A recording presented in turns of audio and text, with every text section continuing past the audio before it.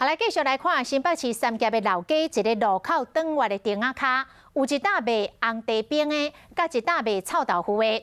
讲伫遐摆搭是违法的。2年来，两搭互开单处地4736件，欠国库1000多万，拢无去纳。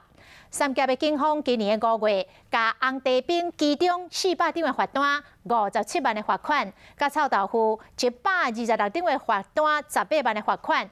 而且强制执行，这两大的头家嘛真委屈，无愿意加讲。一天10点多钟来上班，来开到6、7点，一天就开了7、8张。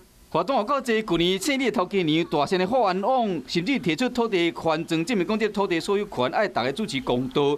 这件罚单的争议伫三峡的老街，一搭是卖红茶，一搭是卖臭豆腐的。和民众检举伫顶仔卡大路摆单，最近2年来，总共予警方开4736张的罚单，欠国库几千万，也过生意继续伫做。新北市三峡警方总算伫今年5月份，将红茶冰的400张罚单，差不多57万的罚款，加臭豆腐126张的罚单，18万的罚款，而且强制执行。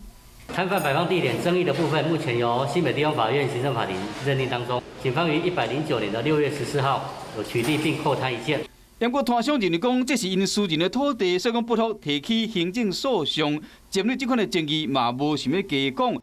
警方表示讲，因为违规占用顶仔卡影响过路人，这是事实，所以讲伊愿意强力执行，继续开单。